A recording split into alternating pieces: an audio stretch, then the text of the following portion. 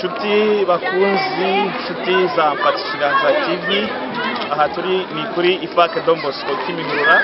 Uyu munsi tukaba twatangiye patronage ifite insanganyamatsiko igira iti mwana haguruka ube umuhamya w'ibyo wabonye. Nkuko mubibona rero abana benshi babashije kwitabira iyi patronage. Uyu ni umunsi wa mbere, tukaba twiteguye ko abana bazagenda biyongera uko iminsi izagenda yigira imbere.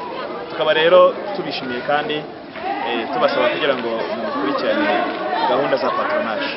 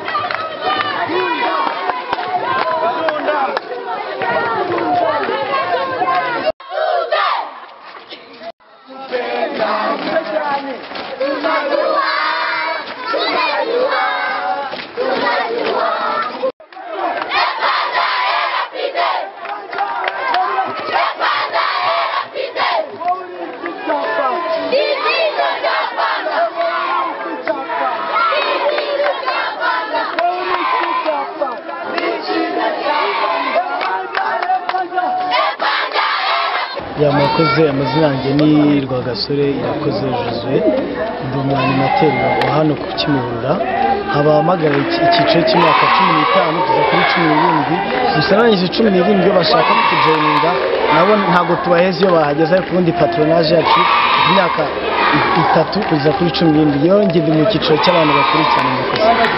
Uyu munsi ndumva ari byishimo kuri wowe, wabonye abana. Ese abana rubiteze ute uyu munsi wabonye gute?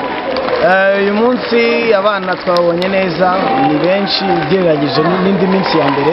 Mbega barimo baragenda basobanukirwa tuvuye mu bya lockdown, bari bakumbuye patronage, bajyageze kuza ari benshi kurusha mbere ko bari bayikumbuye. Mbega baje bakumbuye abanimateri babo, bakumbuye mbega ibintu bahura nabyo muri patronage. Ese nk'umwana uri gucikanwa patronage, ese n'iki wabwira nk'umwana utari hano? Ikintu nge nabwira umwana utari hano, icya mbere arimo aracicikwa guhavinga fana bagenzi be. Hari byinshi tuba tuvuye mu bigo by'amashuri, tuba twarize byinshi, tugashyira mu amashina y'ibiriki. Abari muri nasari bamaze imisora n'abarimu, mbega biba ari ibintu bikomeye cyane. Ariko hano nta hano umwana agera akaruhura ubwonko bwe, akaruhura mu mutwe, akabasha kugira izindi nshizo hirya no hino, akiga udukino, akabyina, ndetse icy'ingenzi akabasha no gushonga off impano ye. Nigo Ivan waje uturutse mu Kimihurura, waje muri patronage.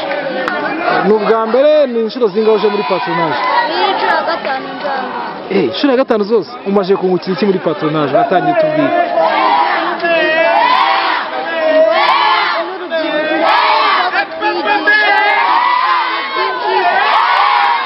Ni ikintu amaze kwigisha muri patronage. Ni umunsi wa mbere patronage. Uyu munsi ni iki?